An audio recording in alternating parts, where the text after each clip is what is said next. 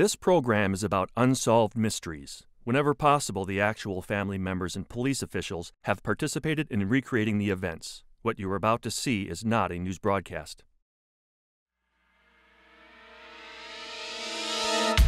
The saga of Noah's Ark, one of the Bible's most enduring stories, is now the focus of a tantalizing debate.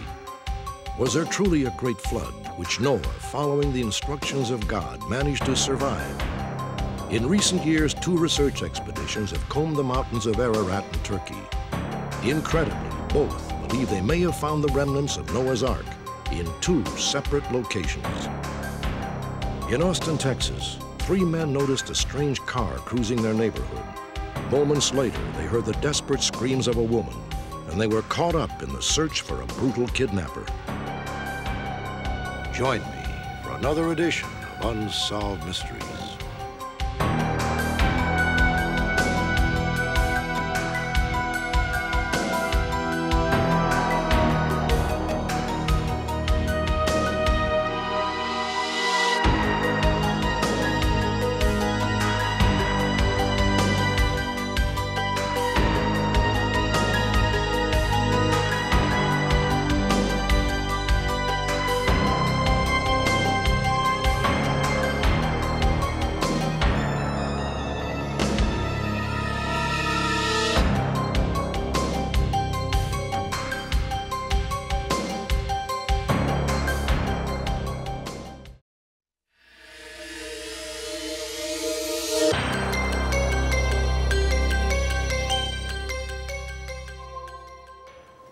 Noah's Ark, one of the most famous and evocative of all Bible stories.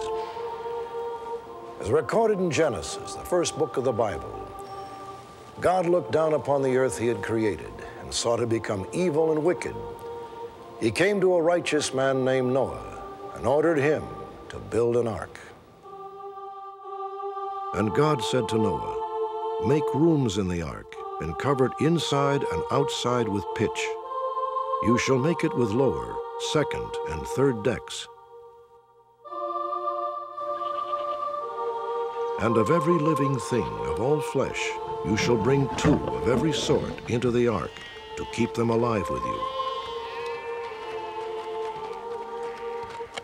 And so it came to pass. God brought forth a great flood.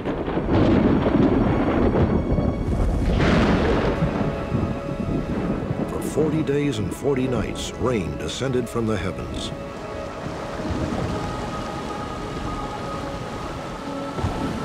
All living things were destroyed, save for the occupants of the ark.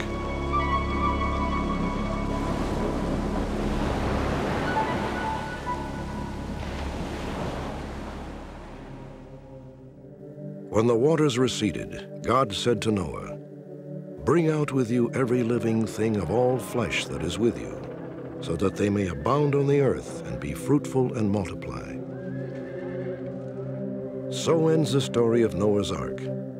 But for centuries, people have wondered, was the story based on fact, or was it a legend, handed down from generation to generation as a symbolic morality play in a hostile and corrupt world? Contrary to popular belief, the Bible was not the original telling of the story of Noah and the Great Flood. In ancient Babylonia and Samaria, the same story was recorded thousands of years before the Bible was written. Even here in North America, the early Spanish explorers were startled to discover the Hopi Indians told a tale that was remarkably similar to the story of Noah's Ark. In fact, no fewer than 200 variations of the legend can be found in cultures throughout the world, leading many to believe that there was indeed a cataclysmic flood thousands of years ago. In recent times, some researchers have seized upon this speculation and gone in search of definitive proof, the remains of Noah's Ark. According to Middle Eastern versions of the story, the ark was built near the ancient city of Sherapak in what is now Iraq. In the book of Genesis, chapter 8, the Bible says the ark came to rest on the mountains of Ararat, which are in present-day Turkey, more than 500 miles from Sherapak. It is a desolate, sparsely populated region, rising above the headwaters of the Tigris River.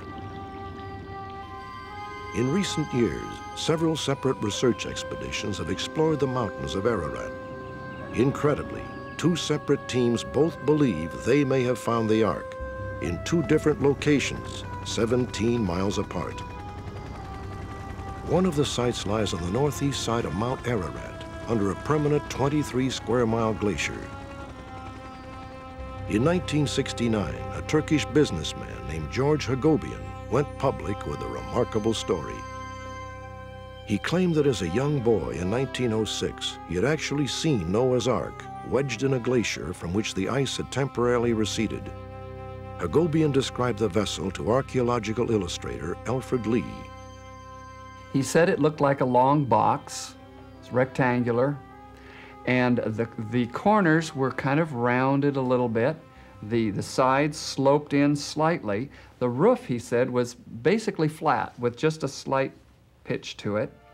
And there was a stair kind of apparatus at one end. His uncle hoisted him up onto this ladder, and he walked on up onto the roof. And there, all the way down the middle of the roof, he saw these holes. And he stuck his head in, and it was dark. He shouted, and his voice echoed and re-echoed inside. It was hollow. George Hagobian went back a couple years later, saw the same thing, but ice and snow were beginning to cover it up again.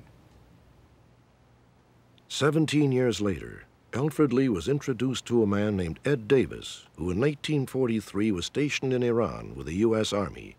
He, too, claimed he had seen the Ark. When Ed Davis started talking,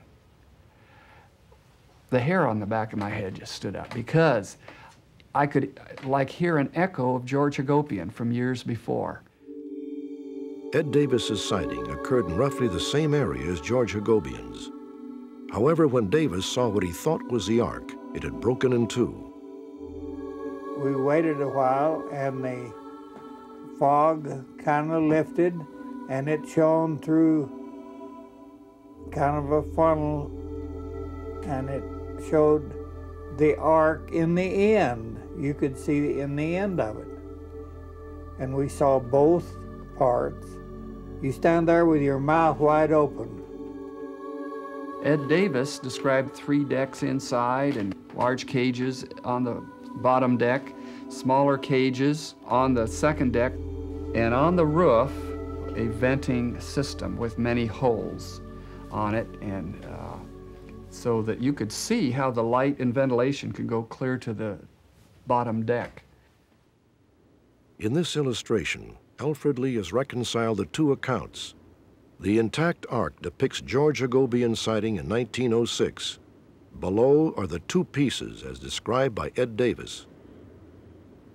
However, Hagobian and Davis were unable to pinpoint the exact locations of the sightings, but their stories helped spark the interest of Don Shockey, an amateur archaeologist. I can't think of anything more exciting that I could be doing in my lifetime than having a small part in seeing this, whatever it is, verified. And we have good reason to believe there's something there. We got to prove it. In 1989, Don Shockey launched an expedition to Mount Ararat. The mountain is on the easternmost edge of Turkey, bordered by Iran and the Georgia Democratic Republic, formerly a part of the Soviet Union. Shockey chose his destination based upon classified U.S. satellite photographs, which have been analyzed by an expert.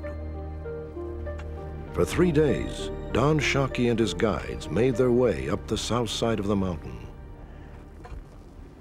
Our whole goal was to get to the spot, over the top, down the glaciers to this particular location, and verify what the satellite information had told us.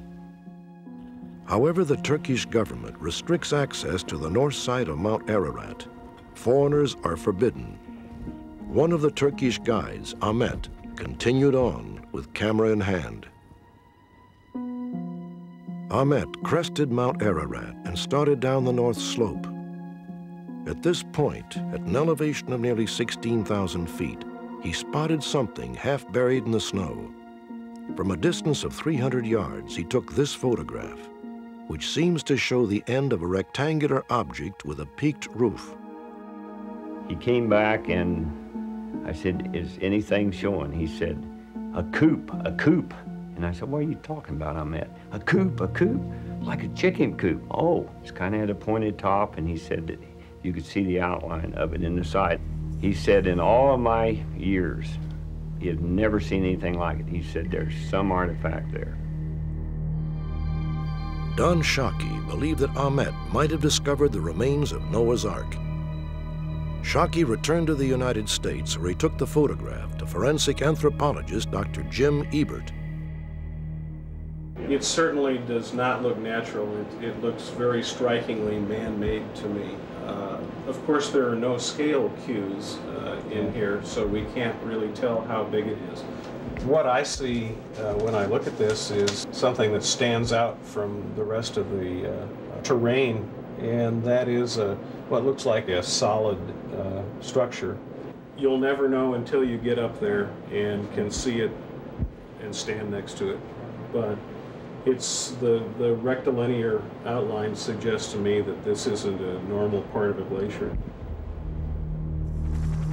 In 1990, Shockey returned to Mount Ararat and undertook an extensive aerial search. Unfortunately, the site photographed by Ahmet had been completely covered with snow.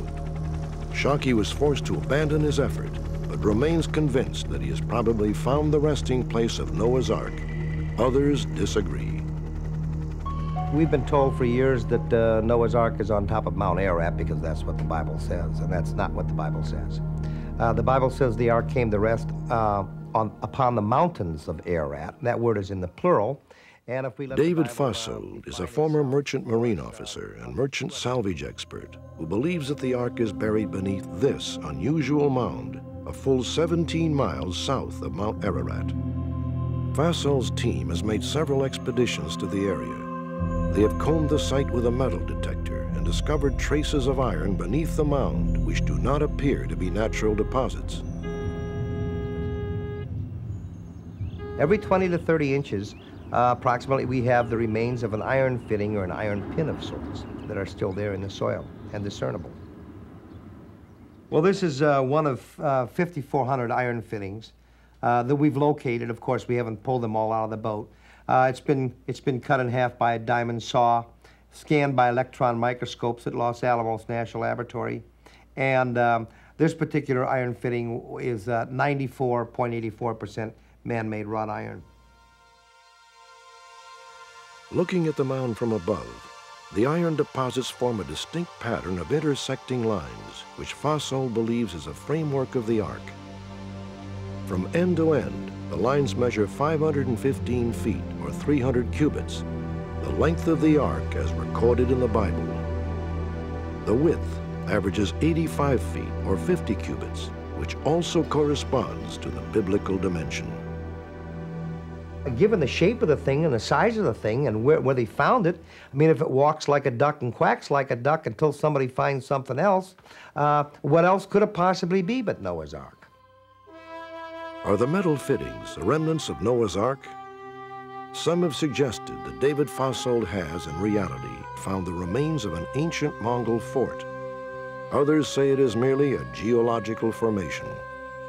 However, the Turkish government has declared the mound as the official site where Noah's Ark came to rest. The man who is in charge, Professor Salih Bayraktutan, who is also a geologist, he says it's Noah's Ark 200%. It is not a geological anomaly, it's a man-made structure.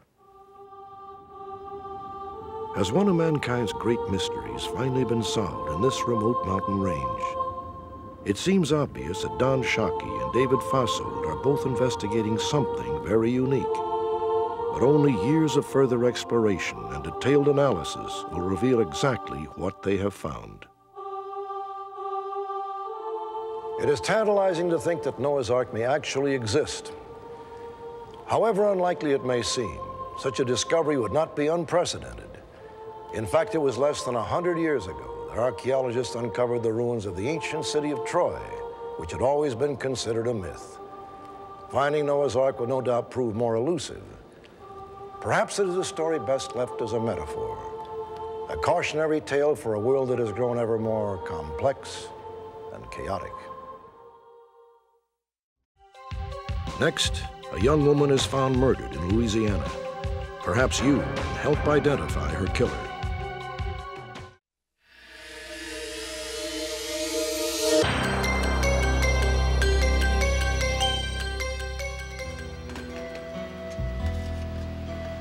Everything all right out there, Tracy?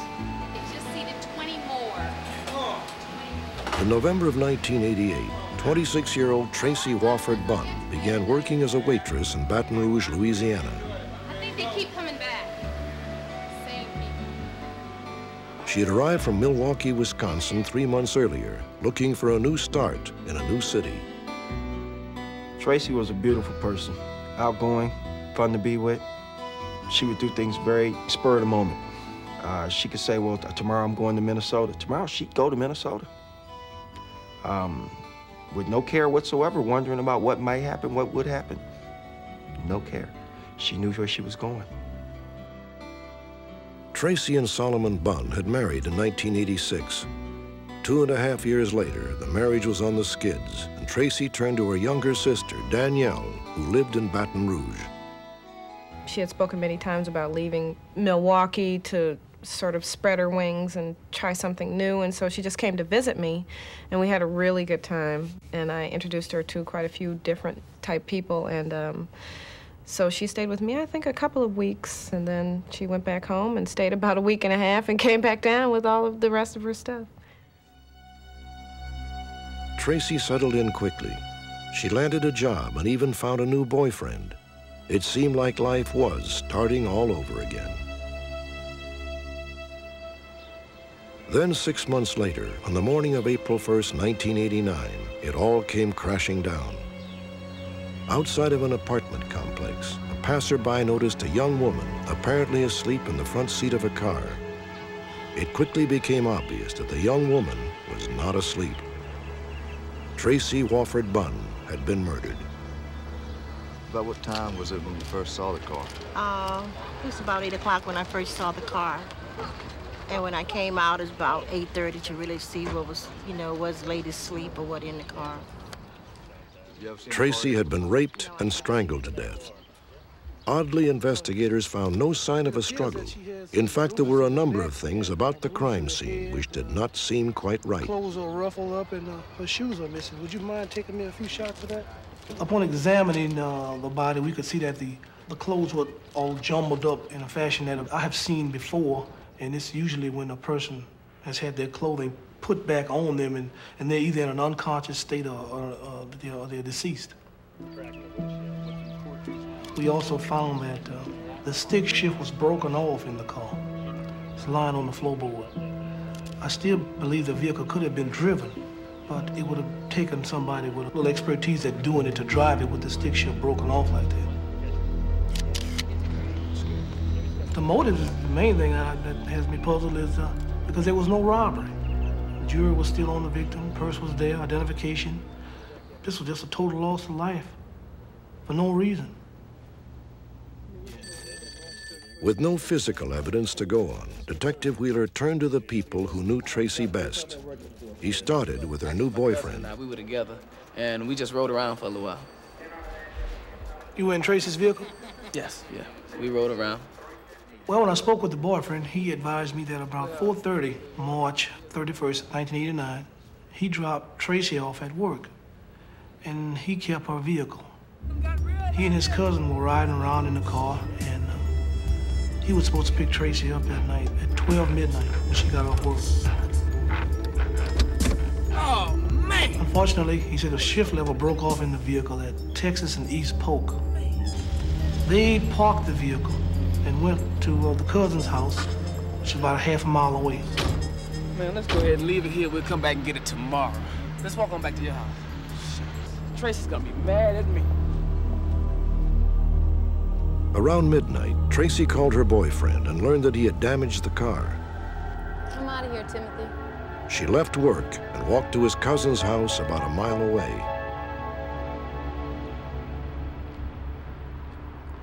You can't get up until you've been down.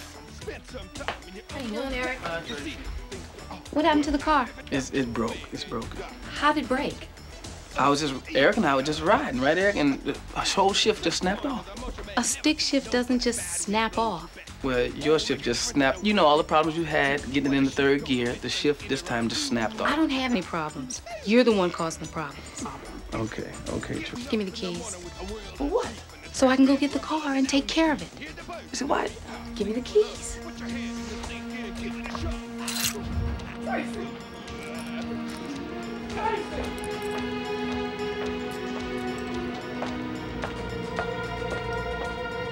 Tracy walked a half-mile to her car. Police estimate that she arrived around 12:30 a.m. We know she got to the vehicle because it was locked up by her boyfriend when he left it there. And when we found the vehicle that next morning, the keys were in the vehicle. But that is the last place that we could positively say she was alive at when she arrived at the car. An hour and a half later, Tracy's car was driven to the apartment complex where she would be found murdered the next morning. I was advised by the apartment manager that there was possibly a witness who saw the vehicle when it came into the parking lot around 1:30 a.m. and saw somebody walk away from it. Didn't pay any much attention to it. I feel that Tracy BUNN was probably killed between the hours of 12:30 and 1:30 in the morning. Authorities are particularly disturbed by several unsettling details surrounding the murder. Not only had Tracy been raped and strangled, but there were second-degree burns on her thighs and on the back of her hands. We haven't been able to determine what caused those burns. And we've thought about every type of heating apparatus or device you could think of. We just can't find anything that would make that particular burn. We also don't understand the method of leaving the body the way it was. It was like they wanted this person to be found, and they wanted everybody to see. I don't know whether these guys were involved in drugs or not, but when you have a case involving people in narcotics, if you don't deal with them in the fashion that they want you to, they'll make an example out of you. I know someone personally that was very heavily involved in drugs, and he was, I guess he was trying to make some sort of drug transaction, and he was told that that person was the person who had murdered my sister. By the river, man, I think one of those guys killed her, man. Hey, man, let's get out of here. Authorities did investigate a known drug dealer, but found no evidence linking him to the crime. It's my feeling that her boyfriend knew something because he had her car that night while she was at work. He didn't come and pick her up from work at the agreed-upon time. Apparently, when she went by his cousin's house to pick up the car, he told her that it was broken and that, you know, you go on ahead. And it doesn't sound like a likely story for a person who was supposed to be involved with my sister to just sort of throw her to the wolves at 12 or 1 o'clock at night. Tracy's boyfriend and his cousin were each given 2 polygraph examinations. They both passed the tests and are not considered suspects. Always have problems with a stick shift and the transmission getting in the third. So I've worked a number of homicides, and this one I feel has just a few pieces of the puzzle that haven't fell in place yet. And I know it's a solvable case. And it's frustrating for me as well as for Tracy's family to not know who these killers are. Because we know they're walking around scot-free today, and Tracy's gone. It's even now, it's hard to believe, even though I've seen her body, I've seen her, I've buried her, I've heard all this different information, all the details and everything. It's really difficult to believe, because I really don't know what happened. And I think if I knew what happened, I'd be able to believe that it's happened and sort of leave it behind me.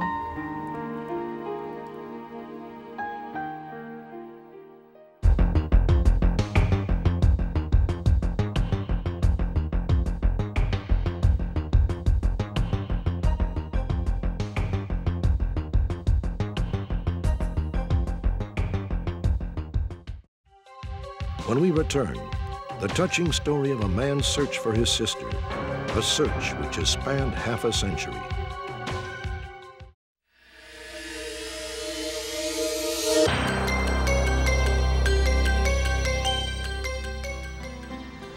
(1941), Ottumwa, Iowa. A family is about to be torn apart. 3 brothers and a sister have been left in the care of their aunt, who, fearing for the children's well-being, has contacted the Child Welfare Department.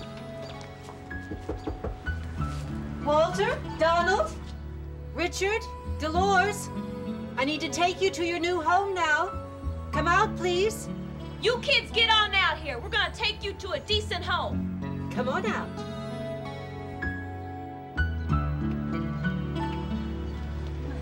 Walter, you're a big boy. Now you're going out to that car. Hurry up. Go on. At that time, there was 4 of us and another one on the way.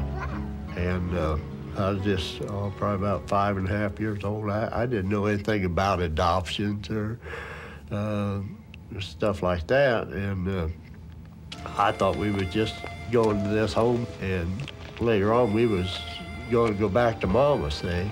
Now you just hush up and sit still. Sit still. Donald Stratt's mother could do little to prevent the state from taking her children. She was pregnant with her 5th child and unable to work.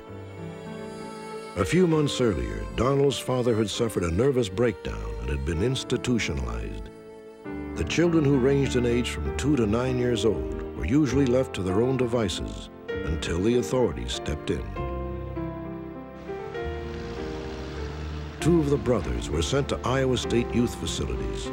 Donald and his sister, Dolores, were taken to a Lutheran children's home where they were placed in the care of the head nurse. You need to take a little rest. Dolores, here's your bottle. Let me try. Even though I wasn't the oldest boy, I was the babysitter. And I played with my sister, and I enjoyed that. And I'd push her around on the tricycle and brush her hair and take care of her, you know. I always liked to help her because she was my sister. Donald, here's some bananas. You feed it to your sister. Within days, Donald realized that he and his sister would not be going back to their mother. Donald cooperated with the nurse, but was always alert for a chance to take his sister and escape. This nurse, basically, she was busy in the kitchen. She had her back turned to us, and I guess you might say she was intent on her job. And so I just took my sister out the door right quiet, you know.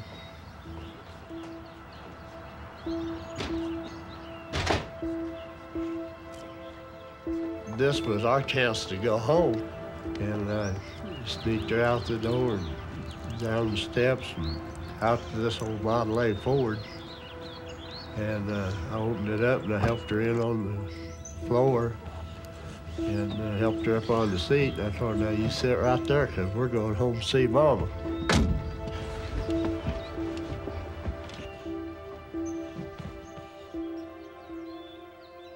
I didn't know anything about cars really, but I knew if you pushed that button down on the floor, that car would go.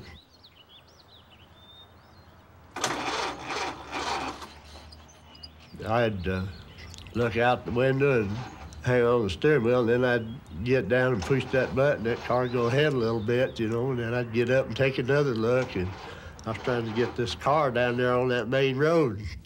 I didn't know which way I was going when I got there, but I knew that road, I came in on it, and I needed to leave by it, you know.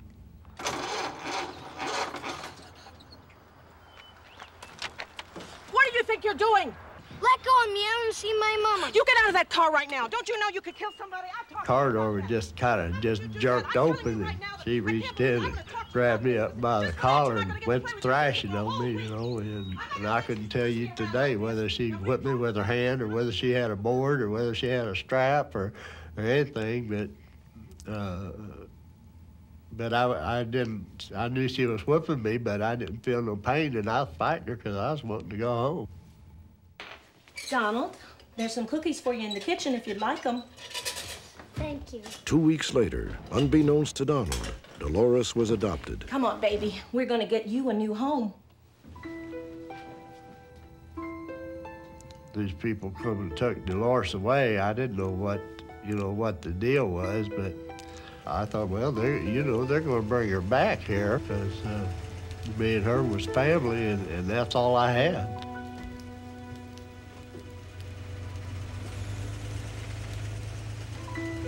I kept asking this woman, "Where's my sister?"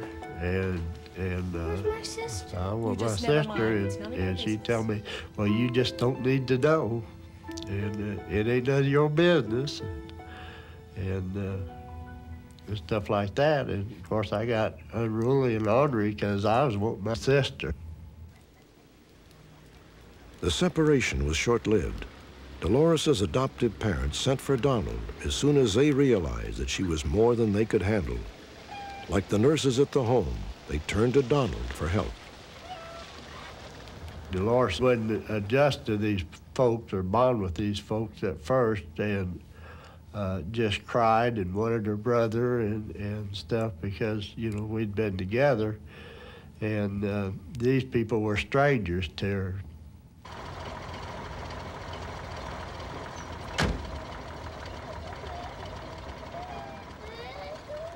She just cried and wouldn't eat or whatever, and that's the reason they came and got me. So I could be a quieting factor, you might say. It's all right, baby. It's all right.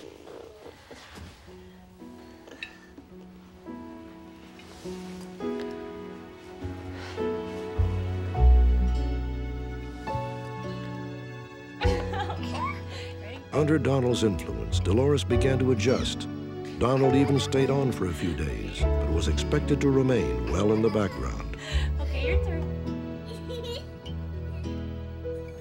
These people got Dolores where she'd eat for them and play with them, and they treated her quite well, And I don't know, a day or two, whatever, this nurse come back and she said, Donnie, you want to go downtown with me? I remember looking up, and this woman was feeding my little sister, and I thought, well, everything's all right, And yeah, I'd like to go downtown, I'm 5.5 years old. I love to ride in automobiles, Of course, I didn't realize this automobile wasn't never going to bring me back. And we got in the car and we drove off, and I haven't seen my sister since. I think of Dolores, almost every day. She's still my sister, no matter, what time is done. I want to try to catch up with 50 years of time somehow. I'd like to hug her neck and tell her I missed her.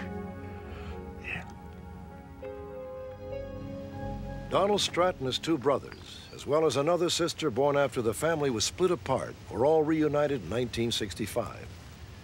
Their father remained institutionalized for the rest of his life, and their mother was granted a divorce. Velma Stratt remarried and had 5 more children. So now there are 9 siblings, all looking for their lost sister Dolores. Update. Just minutes after we first broadcast this story, a woman named Penelope Sue Lewis of Bolivar, Missouri, called our telecenter and identified herself as Donald Stratt's long-lost sister. Donald was overjoyed to discover that Penelope lived just 50 miles from his home in Stoutland, Missouri. 3 days later, at a park near Penelope's home, Donald, Penelope, and their extended families gathered for a heartwarming and long overdue reunion. All right. God, it's been so many years. I love her, always have loved her. And sometimes when I get alone, just think about it, I just sit down and cry. And I don't mind crying this time because I'm already there. Yeah, already there. Well, I got another surprise for you. Soon after Donald arrived, Penelope shared a poignant moment with her natural mother, Velma, whom she had not seen in more than 50 years. Oh, Oh.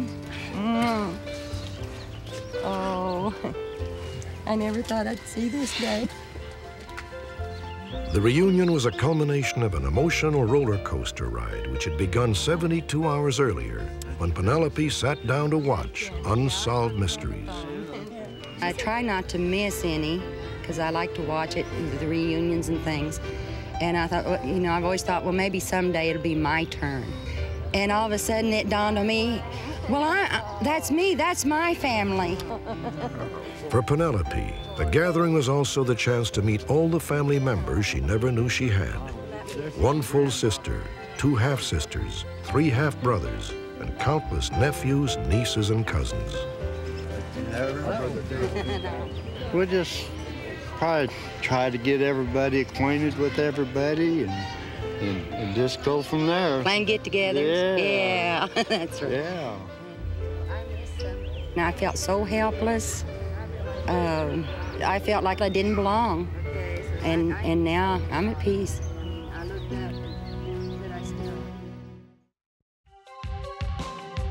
Next, a woman is brutally abducted from a car wash in Texas.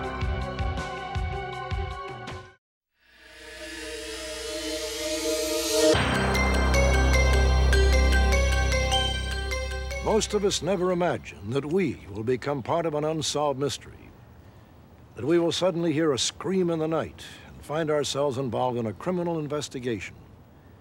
Yet that is exactly what happened to 3 young men in Austin, Texas on December 29, 1991, all because they happened to cross paths with a kidnapper.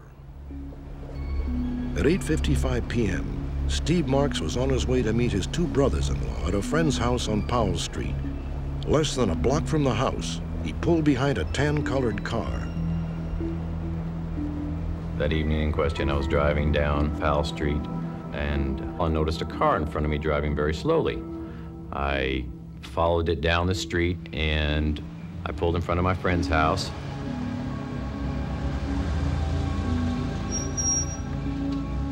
The car, in the meantime, had pulled up into the parking garage ahead of my friend's house, and my brother-in-laws arrived about a minute later. Mike and Bill Goins had encountered the same car 2 blocks from the house, going the wrong way on a one-way street. And when they stopped and we stopped, they looked at us like, what do we do next? And we looked at them like, okay, you fools, get out of the way. And that gave us an opportunity to see them, but unfortunately, there was no reason for us to try to memorize their faces or anything. There was just 2 people passing in the night.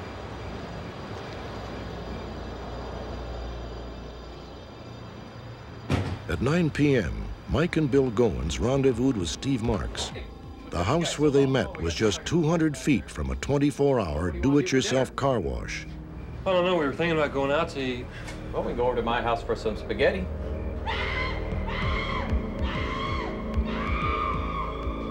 When we were on the porch, all we could see was the side of the car wash and the vacuum canisters where cars are vacuumed outside of the stalls.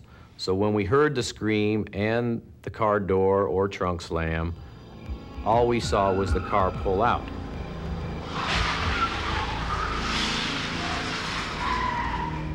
As we saw the car pull out the wrong way on 5th Street, I realized that that was the same car that I had pulled behind on Powell Street and that had made the U-turn in the parking garage.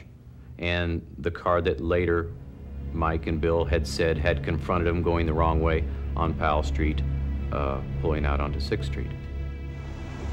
A few seconds later, Steve Marks and Bill Goins arrived at the car wash. Unlike most nights, it was eerily deserted. We walked up to the car. We saw a purse, the keys, and then Bill suggested I go back to the house and call the police because we figured something was wrong.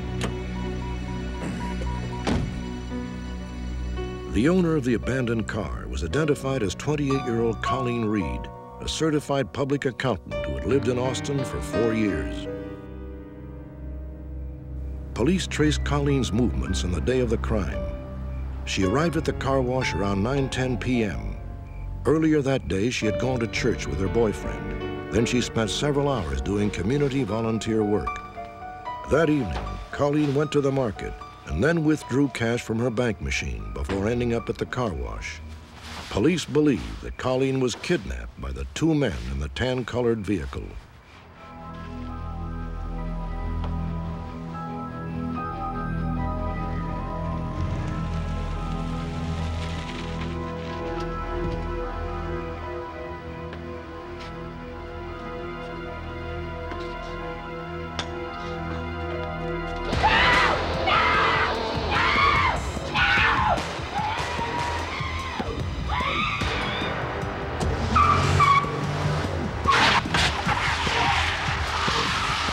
We have a situation where after they have abducted Colleen Reed, they went the wrong way on 5th Street and almost collided head-on with two vehicles. We have not heard from the drivers or the people that have occupied those two vehicles. So hopefully this show will maybe bring these two people forward that may have some information that will help us. I've almost convinced myself that we will someday see her again, that she's being held somewhere. And I know that that's what we want to believe. And the reality is that's probably not true, but there is a possibility. I think about when do I just say, okay, it's over, something happened, something horrible. I don't know if I'll ever be able to do that. I've gone on with my life in a lot of ways. I work and take care of my children and do the things I need to do. But there's an empty place that I've had a hard time filling. Update. A suspect is in custody. Just last week, a man named ALVA Hank Worley was arrested in Belton, Texas. He admitted involvement in the kidnapping, but denied knowing Colleen Reed's current whereabouts. However, Worley insisted that she was still alive the last time he saw her. Police are now looking for this man, Kenneth Allen McDuff.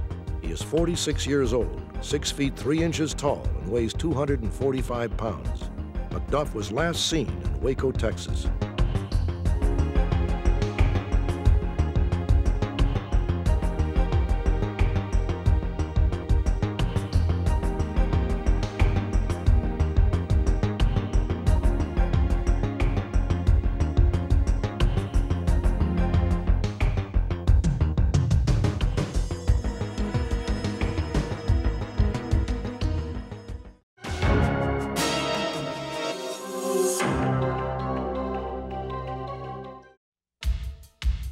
Diabolical mind.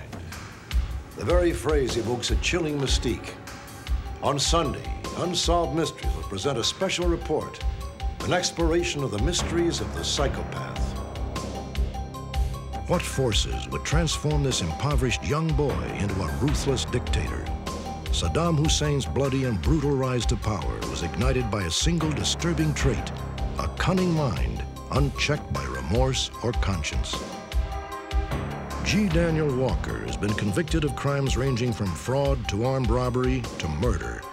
In a remarkable interview, Walker provides a revealing glimpse into a diabolical mind. Violence, because fear lives with you 24 hours a day. Fear never goes away. If you kill somebody, that's over. When her husband and children fell victim to a series of mysterious illnesses, Marie Hilly was a devoted and caring wife and mother. In time, her son began to suspect the worst. His mother was poisoning her own family. The world, as I knew it at that point, just fell apart. Everything that my mother had taught me, right from wrong, I had to go back and re-examine. Join me Sunday night at 8 for this very special and very different edition of Unsolved Mysteries. Key studies of the diabolical mind.